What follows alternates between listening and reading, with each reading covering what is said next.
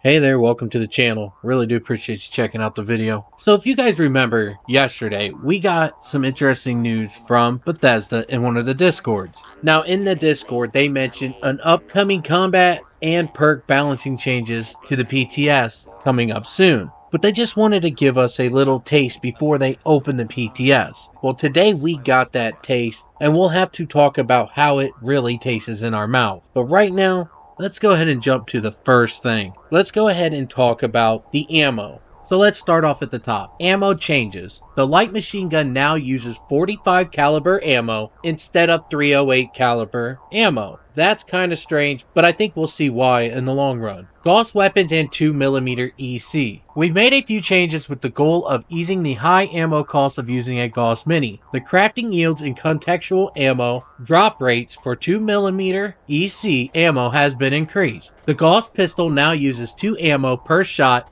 and has an 18 round clip. Gauss rifles now use 3 ammo per shot and has a 15 round clip. Gauss shotguns now uses 5 ammo per shot and has a 40 round clip. We'll have to see how this turns out in the PTS. I'm not so sure about all this. Ultra sight ammo, as mentioned above, prime receivers are now much more powerful. Ultra sight ammo is now geared towards being specialized ammo that players use when they need a large boost in firepower over regular ammo. So they're changing the way ultra sight is going to be. They're trying to make it more rare, and when you use it, you're going to get more benefits and negatives out of your weapons. So let's move forward a little bit more. As mentioned above, prime receivers are now much more powerful. Ultra sight ammo is now geared towards being specialized ammo that players use when they need a large boost of firepower over regular ammo. Ultra sight ammo is no longer included in contextual ammo drops. Instead, you'll receive randomized ammo. So that means if you're using a weapon that has like Ultra Sight 45 rounds and you kill something, you are no longer going to get Ultra Sight 45 rounds off that corpse. Now to ease some of that pain and troubles, Rad Storms and Glowing Creatures changes. In order to increase the availability of materials used for crafting Ultra Sight ammo, we've made the following changes. Rad Storms are slightly more common across Appalachia, which is actually going to be really nice for the fishing. Nuke flora such as balm berries and flash ferns now have a chance to appear in Rad Storms. I kind of like that, that's really nice.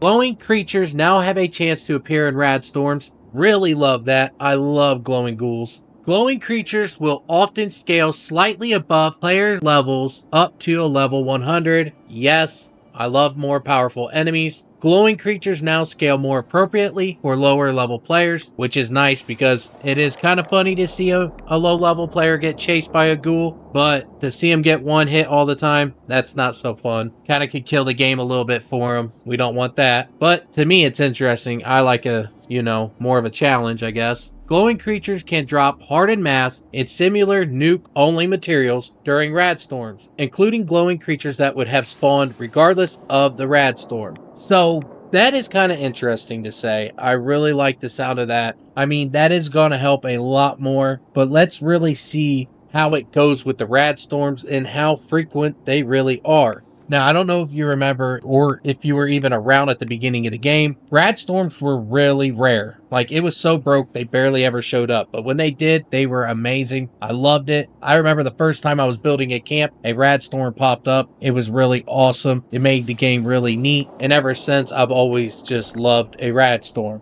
But let's go ahead and move forward. Let's go ahead and move on to receiver mods.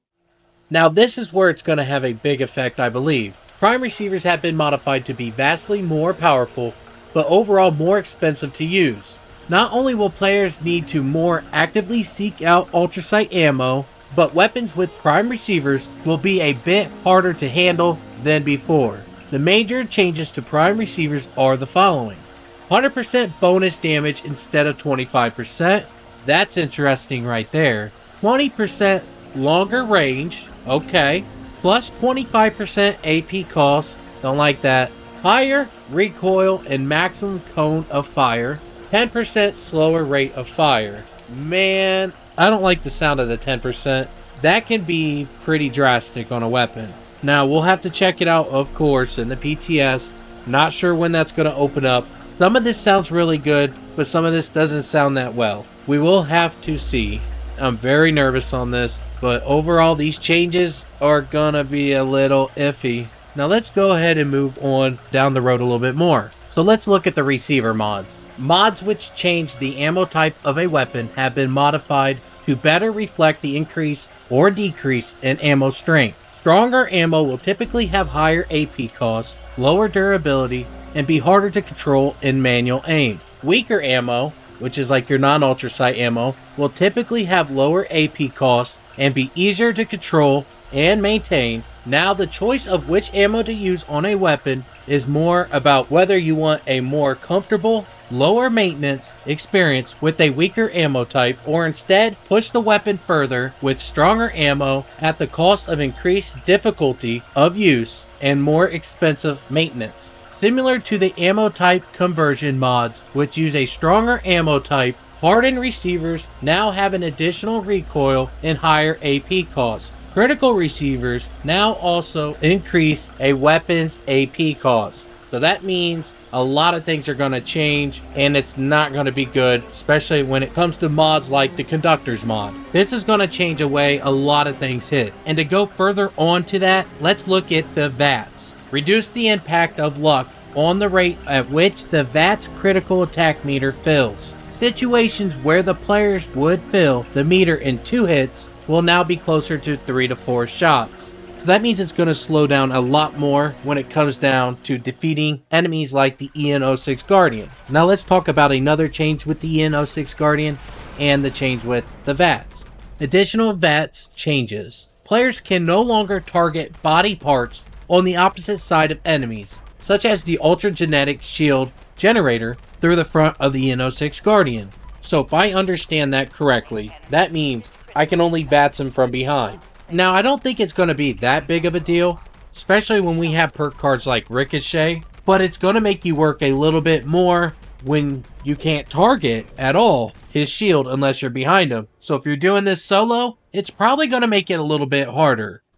In this update, we are finishing up our rebalancing of weapon perks, which include the heavy, melee, thrown, and bow weapons. Heavy gunner perks are being replaced with perks that focus on spending ammo to gain bonuses, along with a highly requested perk to decrease the spin up time on weapons. Well, I'm kind of interested on that, especially with the pepper shaker. Melee perks are moving away from one-hand and two-handed destinations, and instead these perks will lean into more general properties of melee weapons, such as bleed and power attacks. Bow perks will be benefiting thrown melee, as well as the bow weapons, with new ways to take down groups of enemies.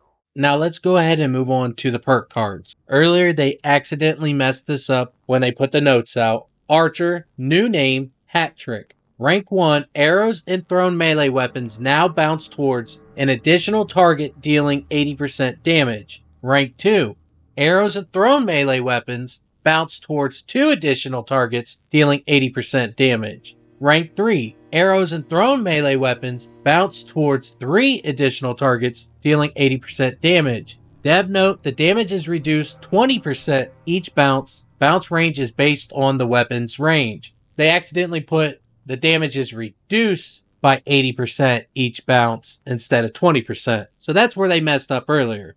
Now, Archer Expert, new name, Deal Sealer, points cost 2, rank 1, deal 10% damage for each impairment your target has. Dev note, impairments are crippled, bleeding, burning, poison. This info is shown in the Pip-Boy Effects tab. Now, Archer Master, points cost 3, rank 1, arrow and thrown melee weapons, pierce targets. I guess we'll have to see how this really works. I kind of like to play with the bow sometimes, so I'm really curious how this is.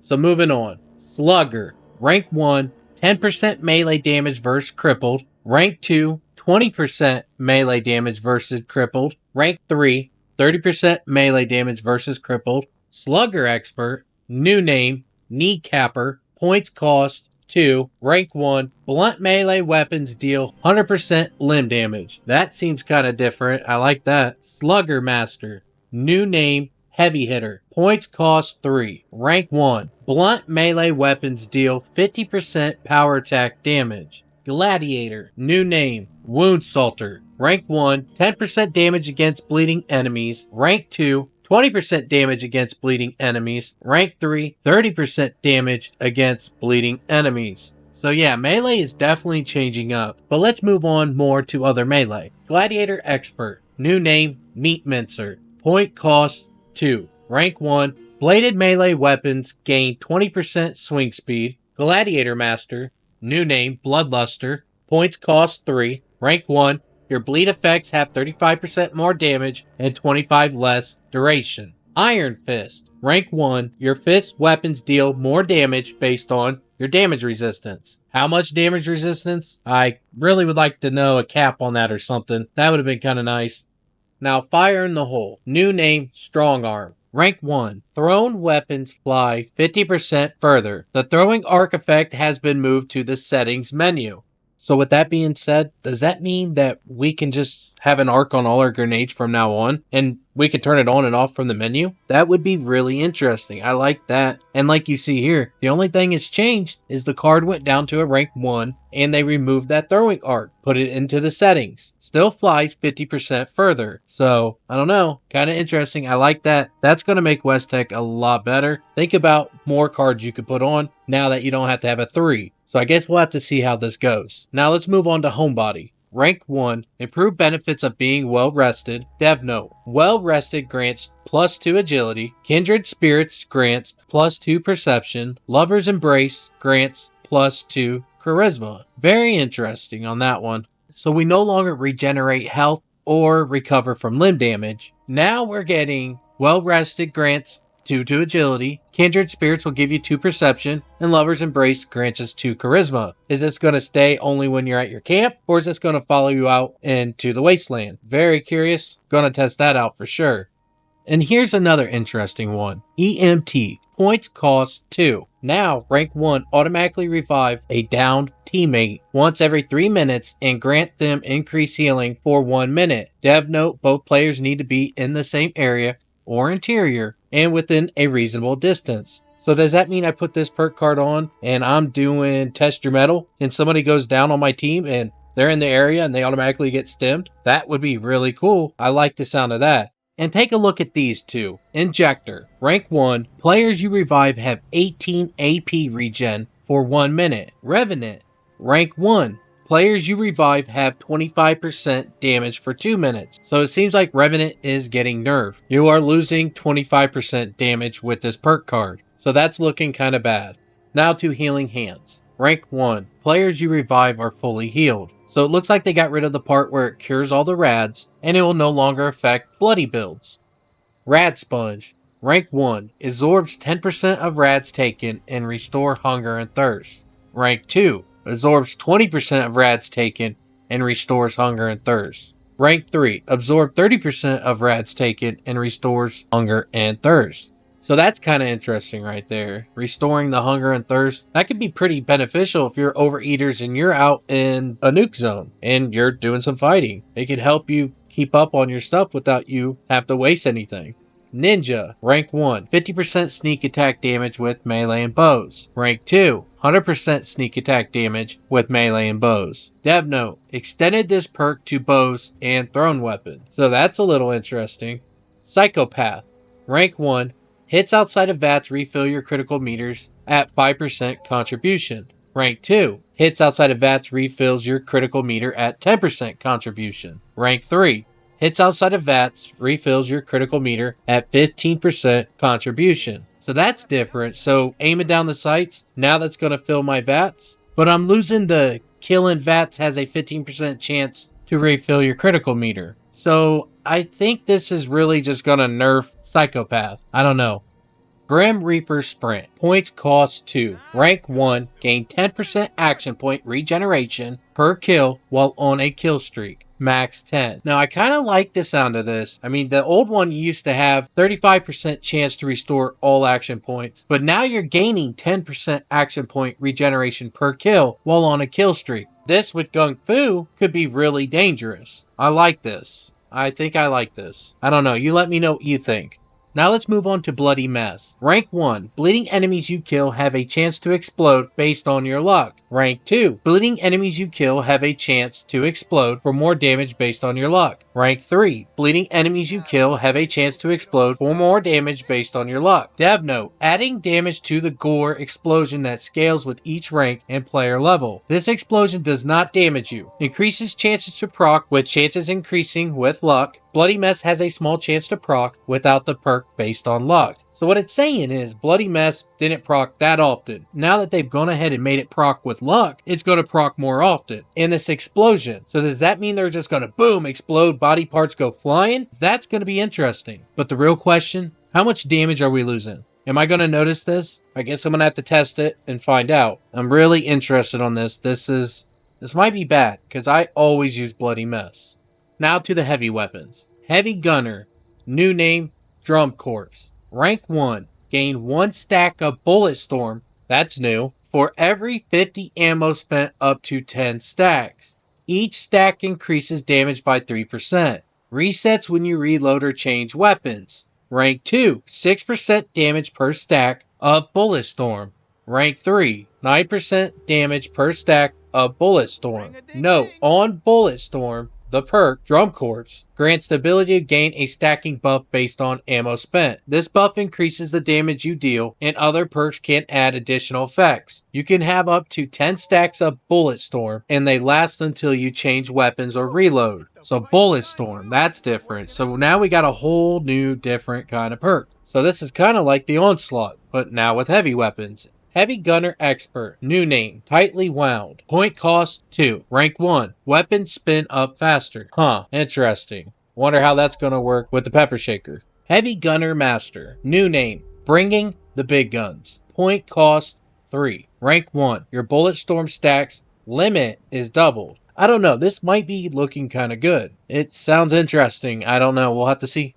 So for Locked and Loaded, points cost 2. Rank 1. You keep half your Bullet Storm stacks when you reload. Each stack increased reload speed by 1%. That's definitely going to be different.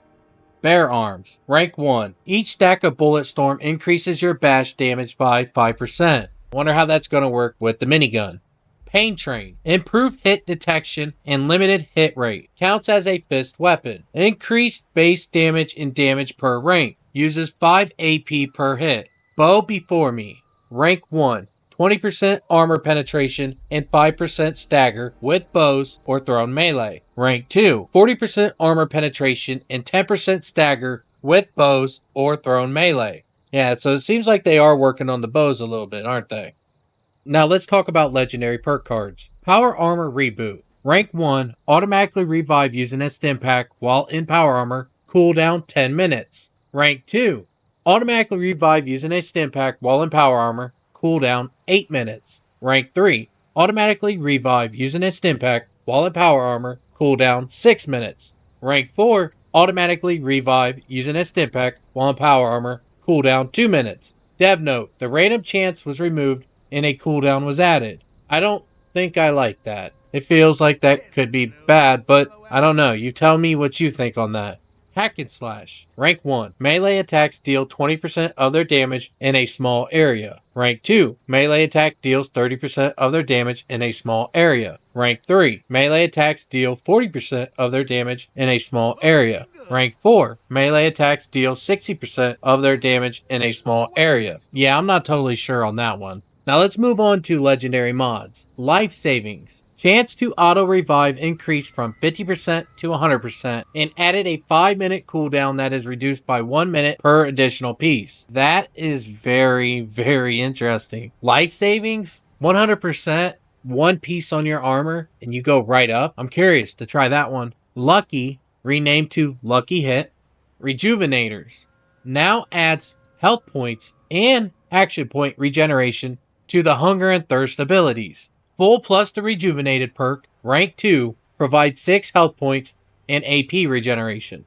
Full plus Rejuvenated perk, rank 1, provides 4 health points and AP regeneration. Full provides 3 health points and AP regeneration. Well provides 2 health points and AP regeneration. Normal provides 1 health point and AP regeneration. And partial provides 1 health point and AP regeneration. So that one seems like it's really going to have to be tested out. Now that's really it for all that.